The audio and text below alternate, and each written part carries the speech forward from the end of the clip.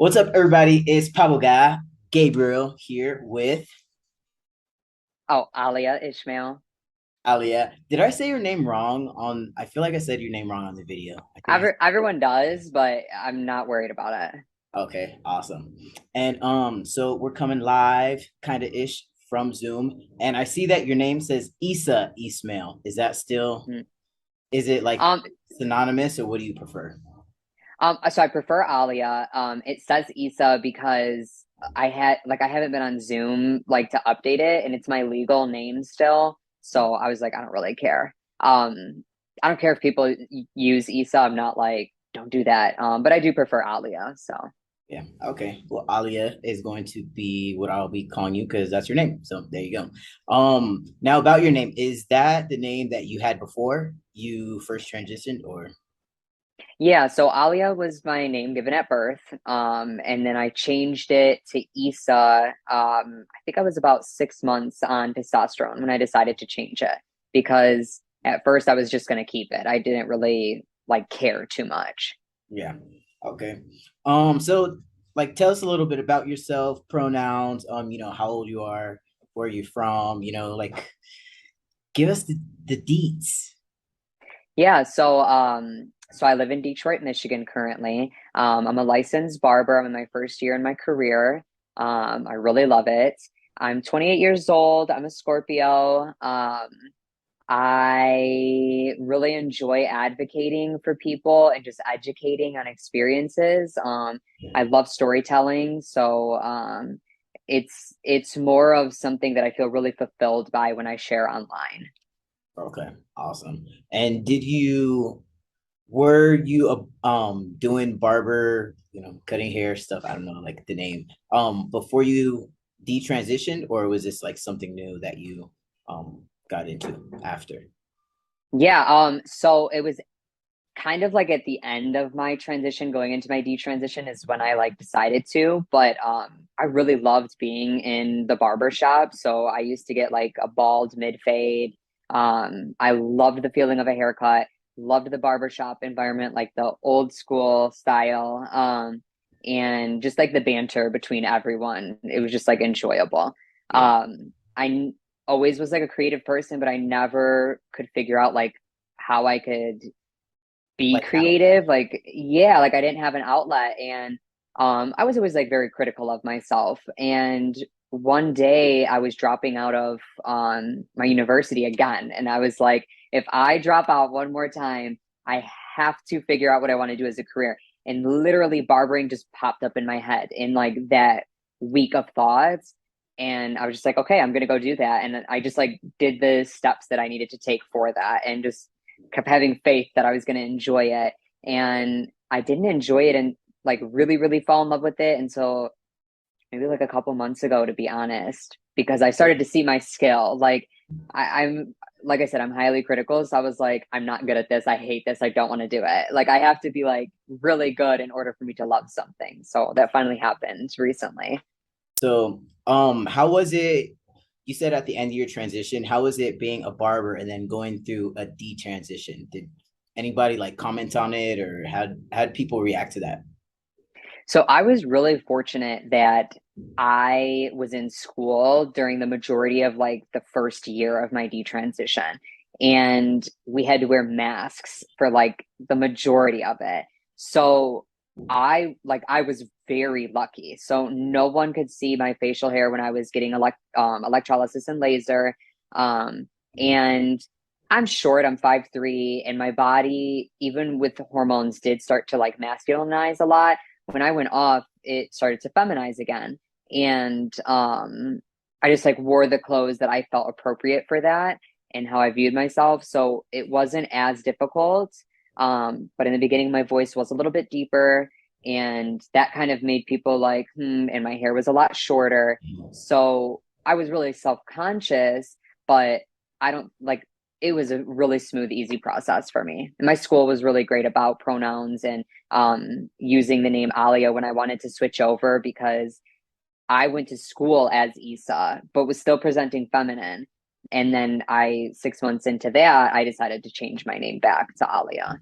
So But That's good that you went from like Issa to Alia and not like Anthony to Alia. So that's, you kind of got Yeah. the room. Well, the thing is Isa, so Isa and Ali are both Arabic names, and Isa is a male Arab name, and Alia is a female Arab name. Mhm. But for people who are not in my culture, like they don't know that. And both names could be kind of like interchangeable within like gender fluidity. So I was really fortunate that that is how that happened too.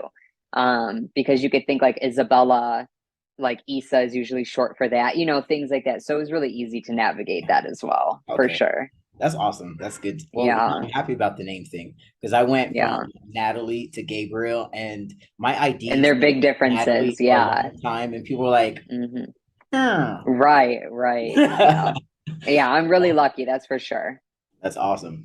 So all right, let's bring it back, bring it back. All right. So when you discover that this was like before anything, when you first discovered that you were trans, like what was the moment that you were like, you know what? I think I'm trans. Um, I think there was like a series of moments. I socially transitioned at 18 when I was going into college. My first ever queer partner came out to me as trans, Mhm. and I didn't skip a beat about it. I'd never met anyone that was trans, but he was just like, I want to use he, him pronouns and I want to be called this. And I was like, okay. And just continued on with that. I was like, I wanted to be respectful. Um, but as I started to learn more about his feelings and then other feelings online, I was like, I really resonate and relate to like these people that are going through this. And I was a masculine child. And so I kind of was just like making my decisions dependent on like my relation to other experiences to try and figure out what I was going through and what was going on. Yeah. It wasn't until when I went into college, I was like, this is a new environment, so I can really explore my identity. And the college that I went to, they had a really large queer representation, especially a trans representation. So it was really easy for me to find people that I could relate to and learn from and kind of like navigate my own gender identity. That's great. In my school, I always wanted to do like the whole GSA thing, but I felt like, what if they don't like me? Like still right now, Yeah. I every time I think of like a GSA, I'm like, eh. But I feel like Yeah, maybe it I'm not like LGBT enough, honestly. I'm like, mm, oh, how are they gonna feel? yeah. It's and then I don't want to show up somewhere and then it's like because I've gone to a lot of like trans meetings and whatnot, like support groups, and I feel like sometimes I make people feel bad because my transition wasn't too difficult, and I think that it turned out great. So it's like sometimes I don't want to be in there because I don't want to be like, oh, well, sorry guys, like I don't have like, I'm here for support, but I don't know, it's a weird thing. But I always Yeah. wanted to be like have like a whole bunch of like LGBT friends like all at once and everything, but I just felt like I didn't fit in to there. So you're so lucky. I always wanted to. I'm like Well, I would say like I had that feeling when I first went to my first ever support group. I did not feel trans enough. Like that feeling definitely waved over me. I wasn't on hormones yet. I'm a pretty feminine person, so just imagine me like this but with short hair. Like I did not feel like I was supposed to be in those spaces, and I didn't feel like I was supposed to be in any like trans PLC spaces even though I'm Lebanese. Like yeah. I didn't feel good enough to be in those spaces. And I think everyone feels that way. And I think that's why I was like, I'm going to create spaces like this because I know I'm going to include those people and I'm going to pick up on that feeling that they have.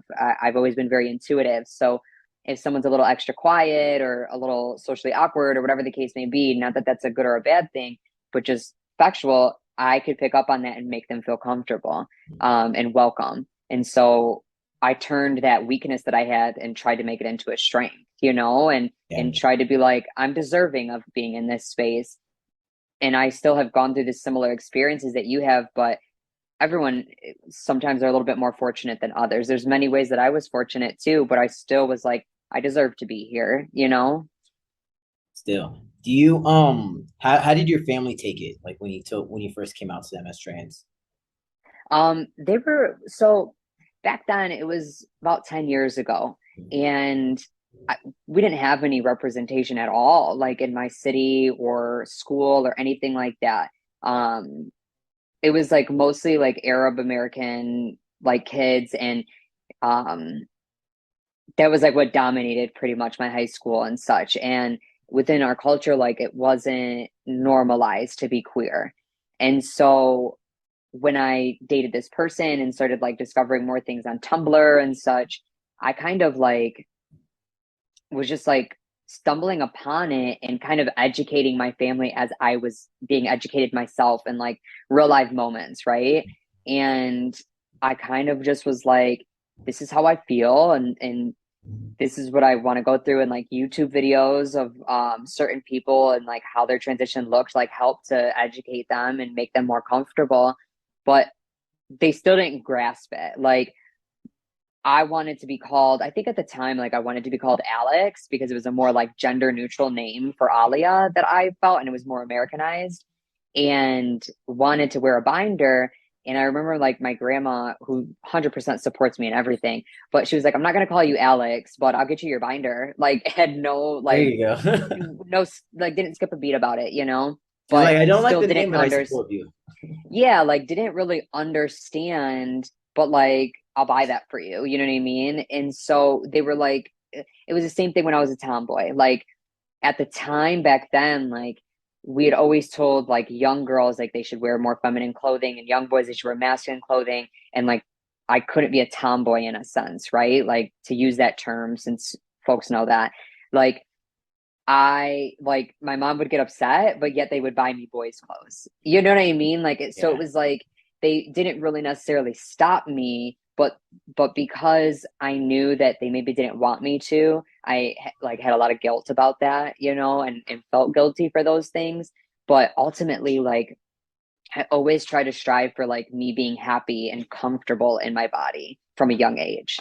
But you also educated your family on it, so it's not like it was like this big surprise. It just kind of gradually happened. Right. Yeah. Yeah, like but I've always been like a big analyzer. So like I was like, okay, I'm trying to understand this, and I would like try and get them to understand it to like be more on board. And I just kept trying. And I think like from there, like always having that open dialogue and conversation if they had questions, or like I just really thoroughly expressed my emotions to them, that like that helped instead of just being like, you don't get it, I'm out. You know, like I tried. I just kept trying.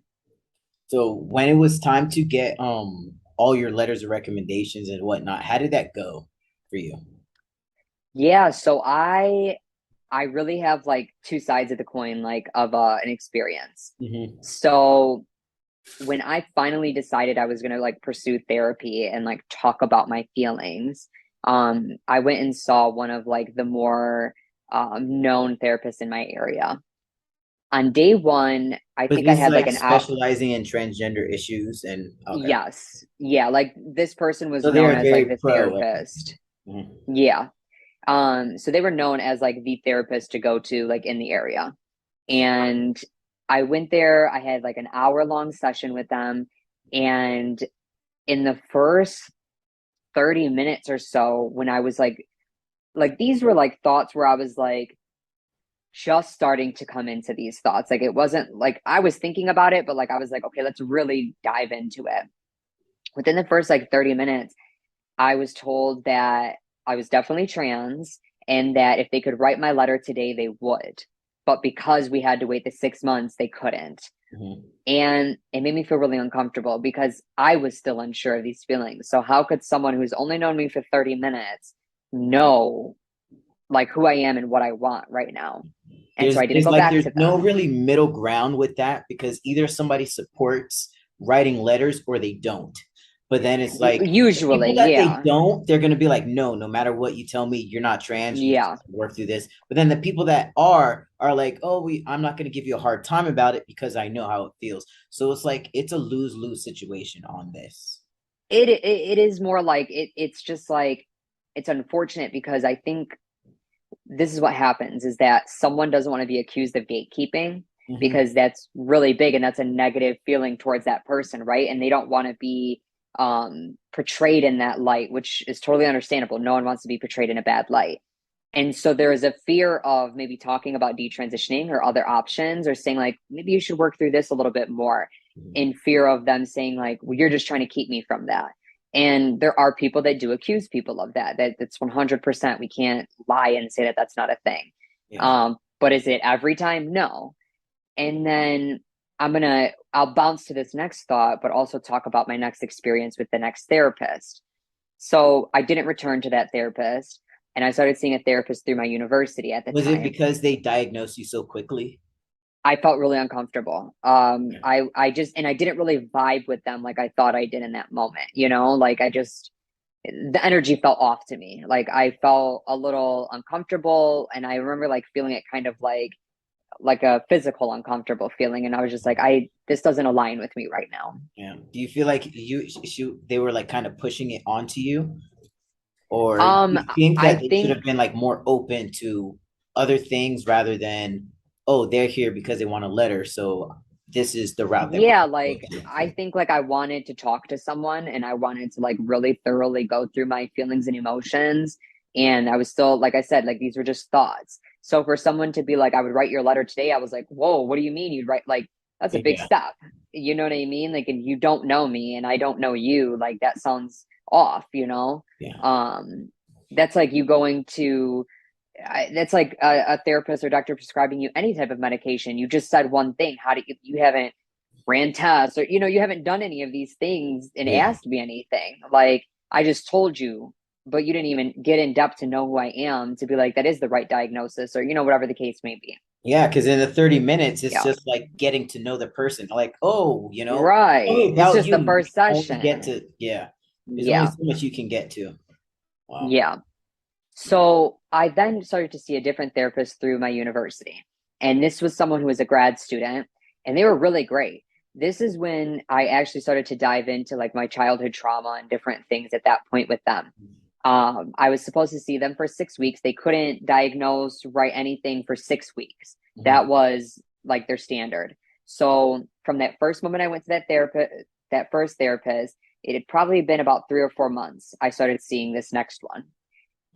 Saw them for 6 weeks, and we started to dive into those traumas just a little bit and talk about my gender identity and such. And at the end of that 6 weeks, I was then hoping for a letter. So they said that they didn't feel comfortable writing me a letter just yet. And they said it wasn't because they didn't think I was trans. They said, I want to emphasize it's not because I don't think that you are trans and I don't think that you should be on hormones, but I think that there are some other things that you need to dive into a little bit more and talk about because these things that are going on in your life right now are very chaotic. And to add something that's very life changing in the middle of that, it's not going to be a good addition, Yeah. basically. But at the How did that make you time, feel though? so at the time, that wasn't what I wanted to hear. I was now ready to be on hormones. Yeah. And for what I felt like I was. And I was like, I don't really want to go into that stuff that's happened in the past because I felt like I moved on from it. But Yeah. my way of moving on from it was I don't want to talk about it anymore. It's something that happened and I'm not in that space anymore and I don't want to deal with it because I hate that those things happened to me in my life. So I was Yeah. like, I don't care to talk about those negative things because it has nothing to do with me transitioning. Yeah. But at the time I couldn't foresee that those things that had happened to me did cause me to be uncomfortable in my body. Mhm. But I had to go through a lot more experiences to You didn't know understand that. until And you went through it. Mhm. I exactly. And I had to grow up, like I had to mature. I was only 20 years old when I started on hormones. And we think that once we hit 18, we're adults and we know all these things. But to be honest, I didn't really get like my peak awareness of myself and how the world works and start like really seeking internally until I was about 25 or 26. And I still am, but I now like something shifted in myself with age, maturity, experience, and something that I think really, really helped me was microdosing mushrooms to really expand my mind just a little and cure my depression. And that is something that worked for me. Like I truly, I'm going to be honest with you, I don't feel depression or the ways that I felt about myself in the past since doing that. And that was like for me. Yeah. And so just those different things that I did hypnotherapy to really work internally on myself. So those things helped me just really become more in tune with myself. Yeah. No, no, yeah, that's I feel like that's exactly how I feel because it's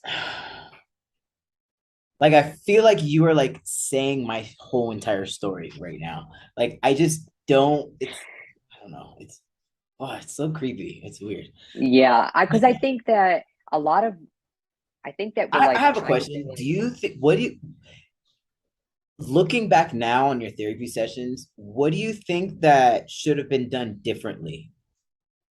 Like if you were to make, let's say, a rule or a regulation with, let's say, transitioning through therapy, what would you say? Like a so guideline, another guideline for getting a letter. yeah, well, really quick, let me say the thought that I was going to say was I think that when we're talking about detransitioning and transitioning, we think that the experience is so specific to those two things and they're so separate.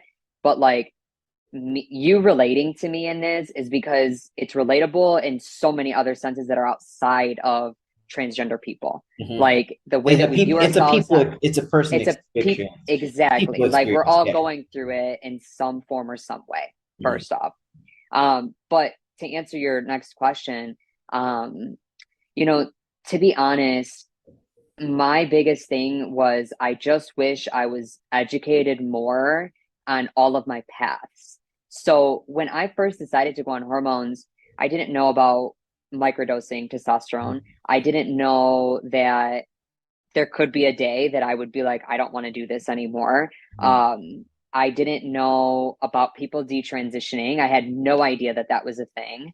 They didn't talk to you I about that in therapy at all. Like what happened? no, this was 10 years ago too. Oh, yeah. Like this was 10 years ago. So like detransitioning was not a thing really. Like Yeah. people probably did, but they probably never spoke about it in the medical field like that. And they probably didn't want to because what place of medical fields like do you think want to talk about people regretting their decision or not wanting to continue that path, or whether it's like any form of plastic surgery or medication or anything like that, like they don't want to really talk about that as much because it'll be looked at as a bad thing when it doesn't need to be looked at as a bad thing. Yeah. But also Especially with the they like detransition, because they say that like, oh well, they should have made their decision clearer enough, but it's a part of it's so complex. like, Like yeah, it's it's not easy. It's not easy at all. And the fact that when people detransition, they say, "Oh, you were never trans" or anything. I had those feelings. Like I had gender dysphoria. I went through that. I fully immersed myself in a trans male experience. And to deny that from me, it's just like so ignorant because I was treated like a trans man. I went through a lot of things that trans men go through. Like you I feel like lived this is it. another Like, transition that you're going through right now. I will say, I think in life we're going through many transitions in many different forms. So yes, in that sense. Mhm. Um, but I think like I use the word specifically detransitioning is because there is a sense of me that is reverting back medically. It's a process. I don't like being called detransitioner because the thing is like when someone transitions, we're not calling them a transitioner. Like Yeah. I think it's really weird vocabulary that people have attached to it, and it makes me feel more like an object a little bit in some form or way. I don't know. Yeah. It It's doesn't sit right for me. like if you're a And robot and you're just like yeah, programming downgrading or something like it's yeah. right. But it is a process. I am detransitioning. I'm going through that. That's 100%. But I'm not the same person I was at 17, 18. I'm 28 now. Like I've gone through so many different things that like maybe I look similar to how I used to, but still a completely different person. Yeah. And I don't use like retransition because I think that's a very different process as well. Like I think there are people who detransition and then retransition. Yeah. So I don't align I with that I've either because seen that's more. specific. Yeah, I've seen more of that where somebody detransitions, but then they end up transitioning back again. Hmm. Do you think that Yeah. that's ever going to be in your future? I think I'm very open. Like I am highly intuitive, but I can't tell the future. Like I at one point in my life thought that transitioning was going to be a lifelong journey for me. I made that decision and I knew that like I was like, this is my life going forward. I couldn't foresee that 6 years later I was going to be like, whoa, actually, this doesn't align with me. But I Yeah. had to go through that because I had to experience what it was like to be living as male in society. And I realized that was something that didn't align with me. And I would have never known that unless I did that.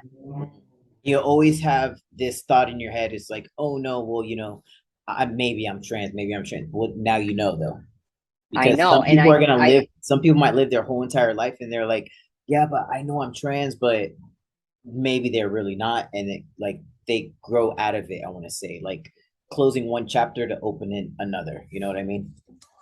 Yeah, and I think that when we think of like even that saying like, oh, you were never trans, or maybe I was trans, or I was never trans, it's fascinating to me because the thing is like then you're really viewing transitioning as a very binary process. Yep. And the thing is I view transness as something that is very fluid and very non-binary like it's a huge umbrella term for queerness within your gender expression. And so it's like when someone tells me, yeah, you were never trans or whatever, or someone even says I was never trans about their own journey, it's fascinating to me because I'm like, I know in that moment you probably really felt like that was the experience for you. And I think sometimes your current feelings of shame and guilt and regret are overpowering those feelings that you had in the past. And acceptance is the only thing that you can really do to be able to move forward and help other people and things like that. If you were to put a label on yourself, would you say that you are trans now, or would you say that you're cis female? So this is like a really hard topic for me only because as I really view it, I'm in such a gray area, but in a way where I'm very happy with that. I will say that before I transitioned to male, I, like I said, had no representation, right? So the word cisgender and transgender and stuff like that was like very new to me. Yeah. So I just identified as female, which happened to be cisgender female before transitioning because I didn't know anything other than that. That was there were only two options that I was presented with, and I was told what I was growing up, right? And I related to a lot of other people who identified as cisgender females. So when I transitioned, I then identified as a transgender male because I was like, okay, well, I'm trans. Like I just looked at the terms and what they meant, and I was like, this is what I identify as. And now after detransitioning, I it's hard for me because I associate cis female as me prior to transitioning, and I associate transness to me as my trans male identity, and I don't identify as a trans man anymore. And so I'm like, I don't feel cis, I don't feel trans, but then I also feel them at the same time because I can relate to the experience so much. I Yeah. mean, given me going through all of the paths and then also identifying all of my sexuality as so many different things, like I What was your I just sexuality relate. before you transitioned? I like because growing up, like it was supposed to be normalized for me to be a woman and like a man. I had crushes, but from early on in childhood, I'm talking like kindergarten, first grade, I had a crush on a boy and a girl in class, and I always had. When I went on hormones, so right before I went on hormones, I was predominantly like only with women for years, and they happened to be cis women, not because that was only what I was seeking out, but I was attracted to femininity. Yeah. And right before I decided to detransition, I started sleeping with cis men again because I was kind of like, these are my last moments to do this. Let me see if I still like this, and I was curious about it. Yeah. And so I started being with men again a little bit. Um, and when I transitioned, that's when just my sex drive in general started to really amplify. Mhm. And so it was just easier to hook up with other men, whether they were trans or cis, because of hookup apps and just the sex drive of other men. Like Mhm. it was just easier to do that. And women, I was just having more emotional relationships with them as well as sexual, but I was still only dating women. I couldn't really connect with men emotionally, Yeah. just physically.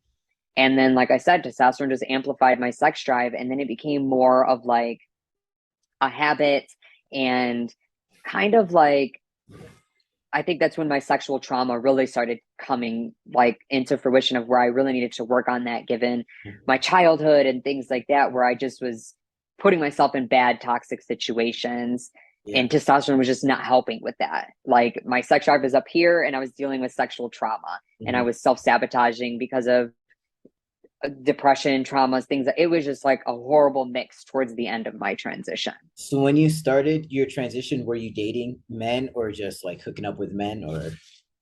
Yeah, I was hooking up with men and I was dating women. And my attraction to men was like amplifying more. I Mhm. will say that.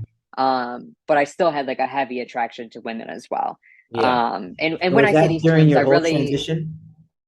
um yeah, like pretty much. But I Okay. wasn't like as open about my sexual attraction with men as a trans man until later on in my transition. I had a lot of like feelings of shame and guilt Mhm. because of the role playing that I had or different things like that, being more feminine in bed, but like presenting more masculine outside in like society. You know, like I had a lot of struggle with my identity still, even while I was on hormones. Yeah. Okay. And so right now, is that still the current situation, or would you say you're more into men, Yeah, women? Or, I still like men and women. And I want to say like when I'm using male, female, men, women, I also mean like masculine, feminine, Mhm. all across the board of the Yeah. spectrum. I'm attracted to like the binary when it comes to like hyper masculine, hyper feminine. That should like, but it doesn't matter, you know, how they identify necessarily.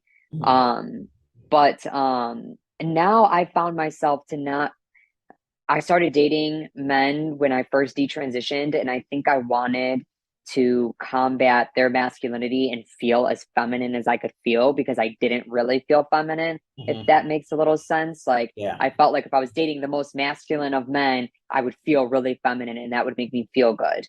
And I So had to still do a how did it make you feel though? yeah, I had to still do a lot of healing in my gender expression and balancing my masculine and feminine energy. I still had, even though I decided to detransition, I was still struggling. And Mhm. so I learned that like I've now finally almost 2 years later have been becoming to a balance of that where I know my how I want to dress, how I want to look, how I feel inside and all of that. And I think that has helped me like with my attraction to men and things like that that was it I'm attracted to men 100%, Mhm. but did my attraction gain more and more throughout my transition not because of just testosterone but also because of a wanting to be them, Mhm.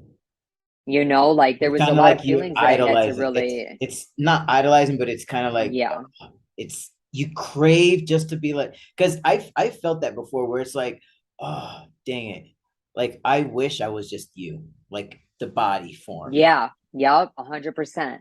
And being so sexually intimate with that was like very close to me, like I had this like attraction to that in a sense because of it. And so now that I have detransitioned, my sex drive is a lot lower, which I'm so it's not that it's non-existent, it very much is there, and probably more so around my menstrual cycle. Mhm. But I feel so much healthier within my mental health and sex drive because it was so consuming, like sexual thoughts and all that were consuming my mind. And granted I was dealing with a lot of mental health with like a sexual addiction in a sense and Mhm. my trauma and all of that, and taking testosterone out of the mix for me that extremely changed it 100%. One question I do want to ask is, what do you feel is different about your female body now compared to when you before you transitioned? Okay, so the obvious is that I don't have breasts anymore. But and because I've gotten older, my metabolism is a little different too. So I'm about would say like 20, 30 pounds heavier than what I was. But as far as like my body shape and all of that, basically the same.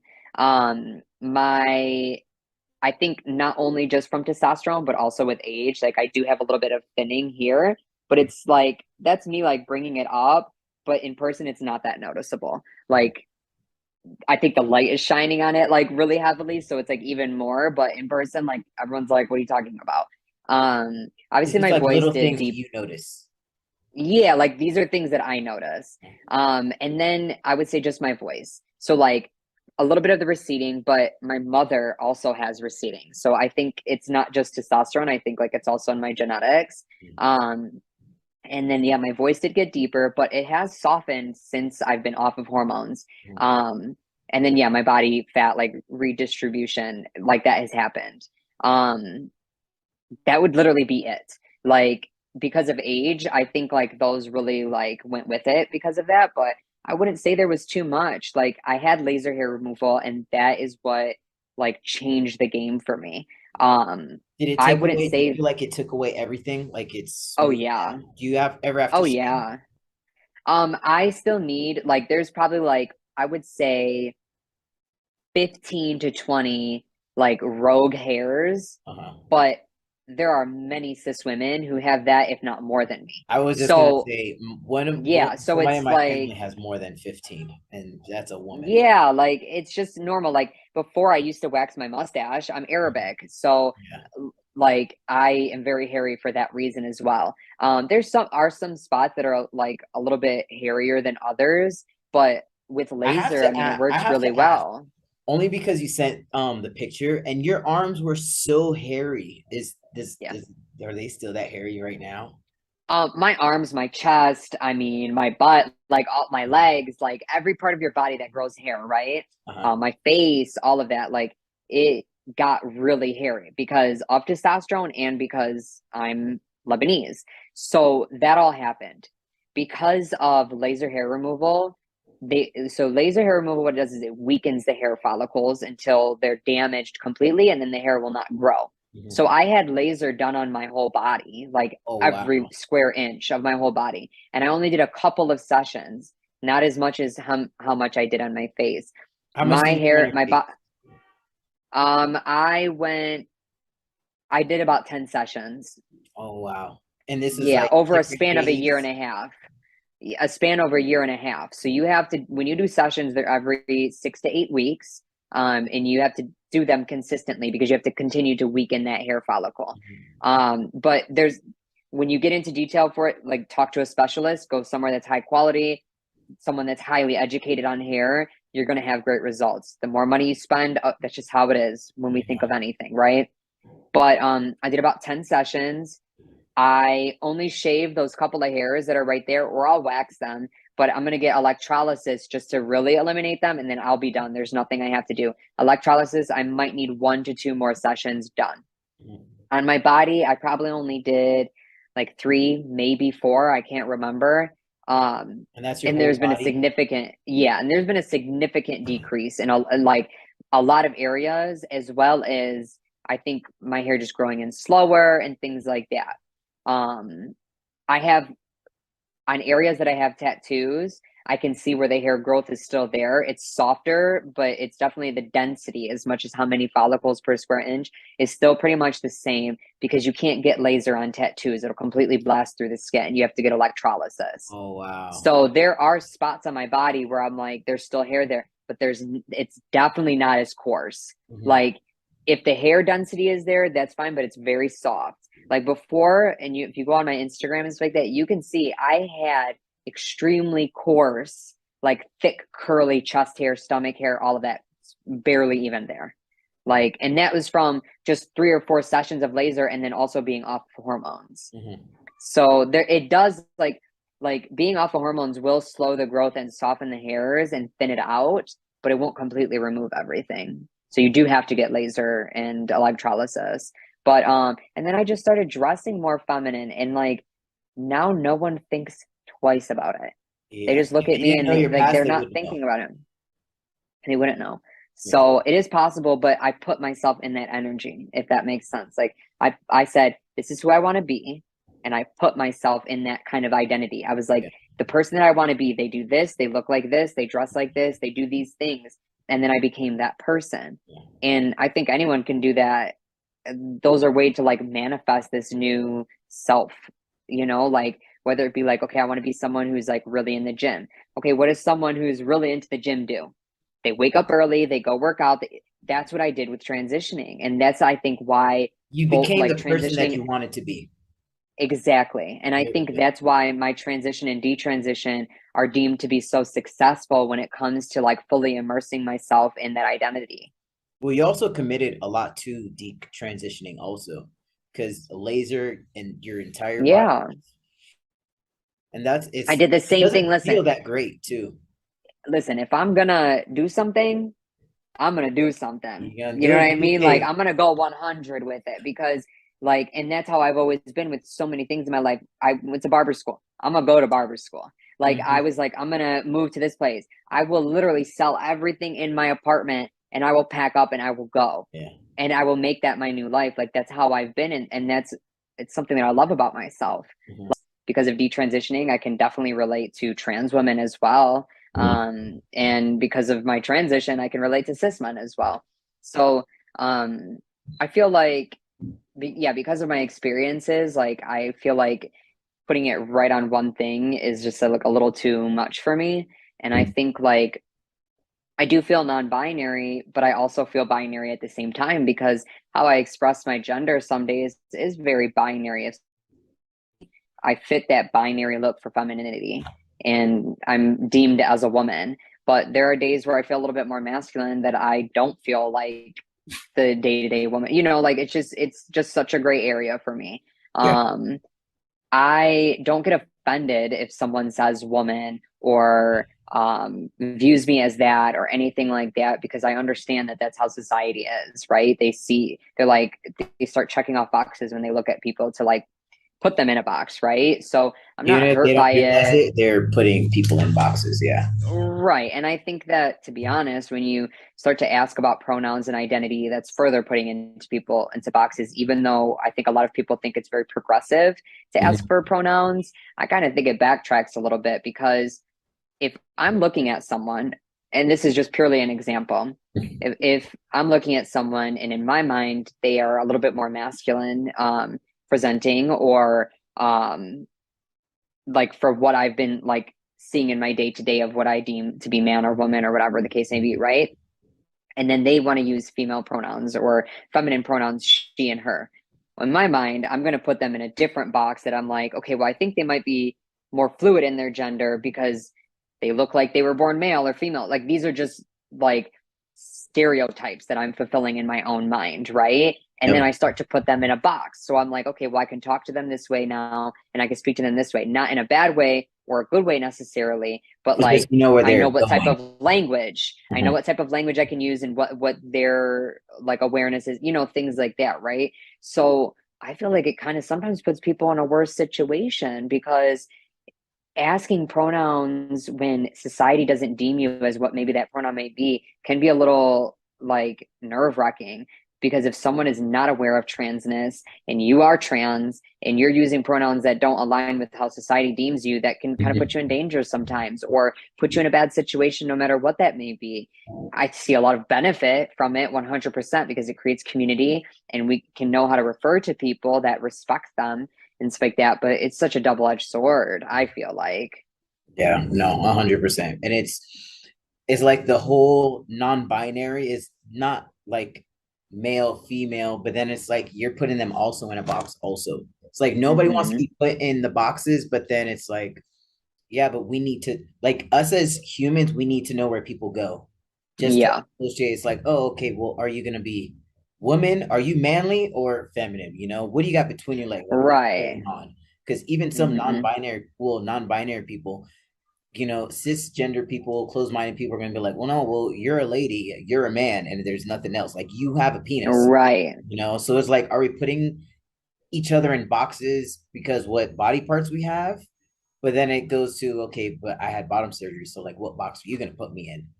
There's like all Right. these And then little it boxes goes to that come like in little your boxes. expression. Then you Mhm. start looking, okay, do they have facial hair? Or Yeah. even if they don't, anything's like what kind of clothes are they wearing? Like, Yeah. so you're trying to always like, yeah, it's that Mhm. double-edged sword that I was talking Yeah. about. Yeah. It kind of sucks actually. Yeah. So regarding top surgery, I have one more question. Do you think that there should be more regulations with getting a surgery done? Like, do you think that there should have been something else to kind of make you, I don't want to say stop you from getting it, but some other thing that could have been done to like put in your head, like, oh, this is like, permanent forever.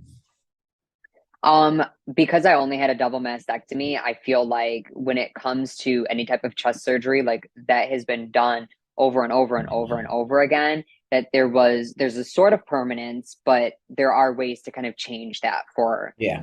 like for people, right?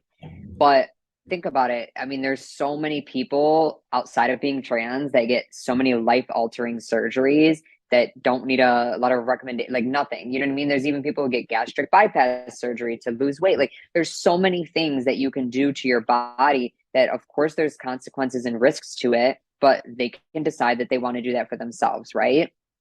So there is that. So surgeries in general boils down to the beauty industry and what we deem that Yep. looks good for our bodies, right? Like we're just gonna say that. So the only thing that I 100%. will yeah, the only thing I will say is when it comes to getting bottom surgery.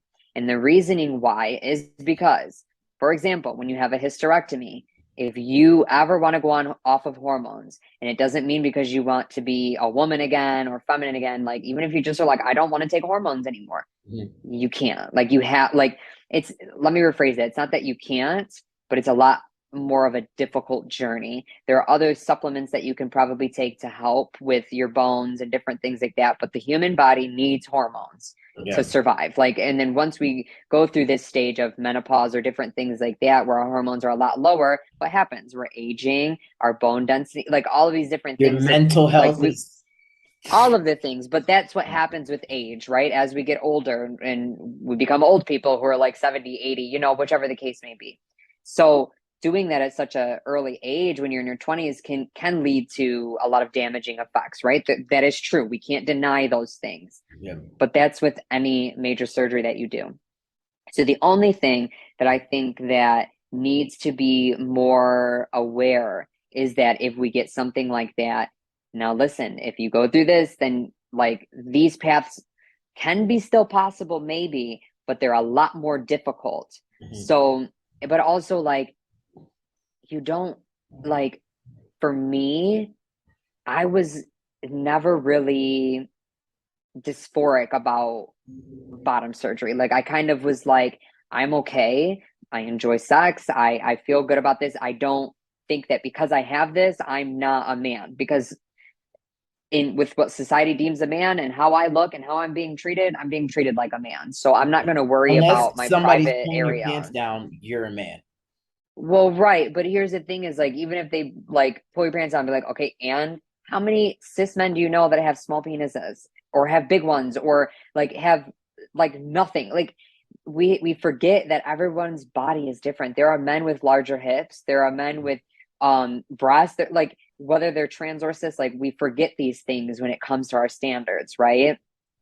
But I mean, I say we've come very far when it's come to surgeries in general, like in the medical field.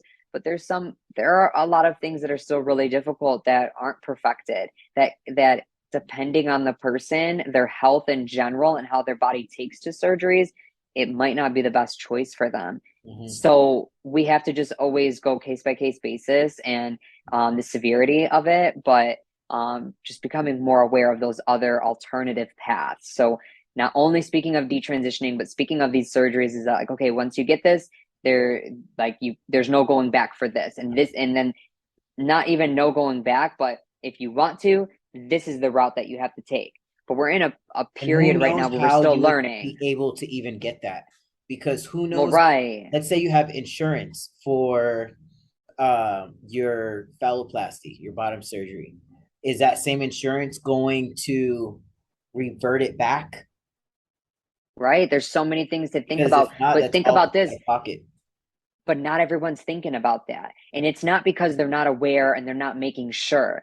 it's because a lot of times when we're making such a serious decision, we're like, this is what I want. This is going to change my life how I want it to. And it's going to be great because we have this perception of it, right? So the more that Grass we is always talk about greener on the the other side. exactly. And so the more that we speak about these experiences and share all facets and all sides of it, my documentary that I shared with you, A Year in Transition, I talk about me being a little depressed after I got top surgery because I was like, it feels so numb. I was like, I don't feel anything. I had never heard anyone talk about that prior to me getting top surgery. And so it was like the more that we just are very vulnerable and open without feeling like someone is going to judge us or be like, I told you so, that type of mentality with not caring about that and just talking. Like, I think that's why some people even get scared to talk about detransitioning. I'm like, I could care less what you think.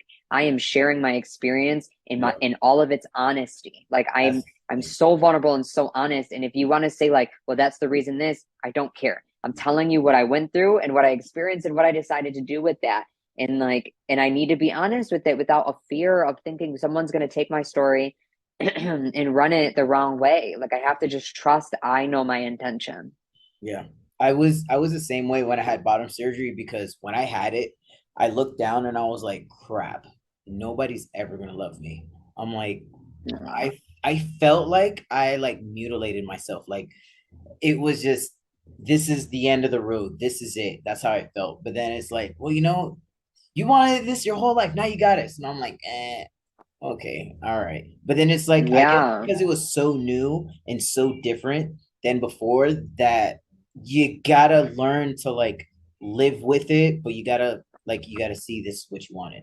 But now I love my penis now. I'm like, Yeah, like it I'm comes done to with it. redefining it, for yourself. Like it really comes to that point, and it's sad because I like it makes me emotional sometimes because I know that feeling, and I have some friends that really heavily regret their bottom surgery, and I have friends that are very happy with it, and it's just like it just dependent on the person, and it does really suck when you have that feeling of like, oh, what did I do? And that just comes to everyone's body heals differently, and Mhm. it all looks different, and so it's like you have to redefine that acceptance for yourself. I know a lot of people that have a lot of complications, and it's not even about that they wish they never got it because they don't like that. It's just like their body is not taking well to it. Like they want it so badly, and they know that that's the right decision for them, but for their body or where like the medical side of it is just not there yet for them. Yeah. And that's what really sucks. Yeah, 100%. I can say that I was definitely going through the same exact thing. And I was like, Hmm. I wonder if, well, I'm already at the hospital, can they just like take it back? You start thinking of like crazy scenarios. Right. Oh, It I can was, only oh imagine. my gosh, it was terrible. It was terrible. And so much Yeah. pain that I was going through. I'm But so glad. being honest about it is just going to further help people like Yep. make better decisions for themselves. Like I have a friend that talks about phalloplasty on TikTok, and he talks about his complications and how I mean, he definitely understands that everyone's going to make their own decision, but he very much emphasizes on like thoroughly think about this because he's been in and out of the hospital for a couple years now, and it's just been complication after complication, and like it's really taken a toll on his mental health, and it doesn't mean that he shouldn't have done that necessarily, but like that was It's his how the experience body with it, reacts. and Yep. he's talking about it, and like just sharing that it's not everything is roses, you know what I Yep. mean? That's a lot of people. They say that, well, you're trying to make bottom surgery. Some people are like, the naysayers, you're glorifying bottom surgery. And then others are like, well, you're making me not even want to get it. Like, look at all this bad things you're saying. I'm not saying anything bad or anything good. I'm just literally saying my experience when I went through this. That's it. And there's some bad Yeah, stuff and there's some good stuff. If you watch the bad video, it's gonna suck. If you watch the good video, it's gonna be better. But I yeah. only will say what I went through. I'm not trying to make it this big grand thing. I'm only talking about what I personally went through, and that's it. And that's why I've gotten so misunderstood online, is because I think people are like, it's not that easy to detransition. It's not Well, that. And I'm also like, you're the you're you're right. there's not a lot of people like you that actually went through this and are putting their story out there. So Yeah. for a lot of people, you're the first person. So everything that Hmm. they base a person that transition of is going to be you. You're going to be the Yeah. person that they bring up. And I think that that's why it's so important for me to show the complexity of it. Like, I am very fortunate with my detransition. I'm very aware of that. I did not have a hysterectomy, and that made it very easy for me. And to be Now, do honest, you do you do you ever want children? when I was always scared of being pregnant. It just made me really nervous. And I'm going to give you a quick, very intimate and vulnerable story and moment of why that is. When I was a child, I was sexually abused by a family member. And there was one of the last times that that happened. And I did not understand sex yet. I didn't understand how babies come to be. I didn't get these things just yet. And I thought if you had sex, you were going to get pregnant no matter what. And had just gotten my period. I was 13, and this was one of the last times that the sexual abuse encounter happened. And I dissociated so much from that experience and moment of when it was happening that I knew what happened, but I didn't know like intricate details of like if there was penetration, like things like that. I just knew like this is what was happening. And that night, I my father's side of the family did not advocate for me in the best way. It was a very horrible, traumatic experience. I was told that I was lying, all of these things. I had this feeling of being so scared that I was like, I remember saying to my aunt at the time, who was closer to me age, and I was like, am I going to be pregnant? And there was a huge fear in that night, in that moment of what happened to me and me being pregnant. And I think that traumatized me. And so I love children. I love babies. If any, like anyone in real life who knows me, I would love to have children. But I've always been fearful and didn't want to be the person that was pregnant. I'm very scared of giving birth. I'm very scared of the whole pregnancy process, but I think it's very beautiful. And I think like I would love to have a partner who could carry and would want to do that for me. And if not, I've always wanted to adopt. I've thought that there are so many humans in the world that don't have someone and need guidance and someone to help support and take care of them. I would definitely be a person that would adopt a teenager. I am not fearful or scared or judge that. It, it's not. It does. I don't deem that as a challenge. Like if there is a child that is really needs support and help, I would love to be that person. But I also feel like I very much need to be financially stable in order to be able to take care of another human being. Yeah. But yeah, that's my feeling on it. And as sad as that may seem, of like what I went through to cause that, I still, I'm okay with that, like that's my human experience. Like that's what happened to me. And this is the outcome of that. And I found myself to be okay with that, and that thought and feeling. But I'm very much, like I said, I don't know what to say in the future. Like I could be in a relationship where I feel very like supported and secure and healed. And maybe I do carry a child one day. So I'm open to it, but I think from young an age, yeah, I felt like I didn't want to be the person to be pregnant. Okay. Yeah. No, that's very understandable. I Mhm. can't even imagine going through something like that, and then to have that fear of like being pregnant, and then to one day try to like consider it. It's yeah. Yeah. Oh, Yeah, it's I didn't mean to, but I'm very open no, about no, it's like great because a my lot of my people, you're not the only person. Like people have to understand that we're not the only ones that go through these problems. A lot of yeah, people, we're in the same shoes as a lot of people. We just don't know, and we're just walking different paths, but in the same shoes. yeah, But definitely. yeah, this was definitely very eye-opening. And I want to say that I literally appreciate you like 100% being on here. Um I I appreciate that. Yeah. I literally think everything on here was awesome. I'm just gonna upload it as it is. I don't really want to Cool. edit anything out to take like some of the emotion and some of the information out of it. So this it was great though. Do you want to give any of the projects that you're on or any Instagram? Well, I'm gonna have it in the link below also. Yeah, you'll have all of my handles and stuff like that. I think I really just want to end with if someone is confused or is unsure or anything like that, like the best I can say is just you really just need to follow what feels right and let go of fear, shame, and guilt. Look internally and heal the parts of yourselves that you don't feel are healed yet. It might seem scary, but it's going to be so beneficial and so worth it in the end. No matter which way your journey goes, whether it's to transition medically or to detransition medically or socially or anything like that, at the end of the day, it's all going to be all right, to be honest. And I think that you could probably relate to that and feel the Everything's same gonna way. work out. Yeah. If you can put that much Hmm. effort into transitioning and you really feel like this is not you, you can put that much effort into detransitioning, which it'll probably be a little less effort, just because Yeah. you have to jump through hoops and medical exams, Hmm. all these things. But Yeah. this was great. Thank you guys very much for watching today. It was a little long, but I hope you learned a little something. We don't like bad comments, be what is it?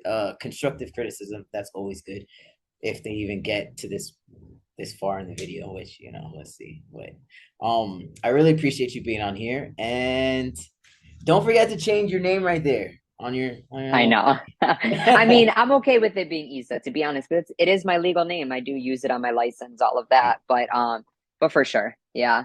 But Perfect. thank you for having me. This is a great conversation. I think it's going to help a lot of people. 100%. And yeah, on all sides of the spectrum. So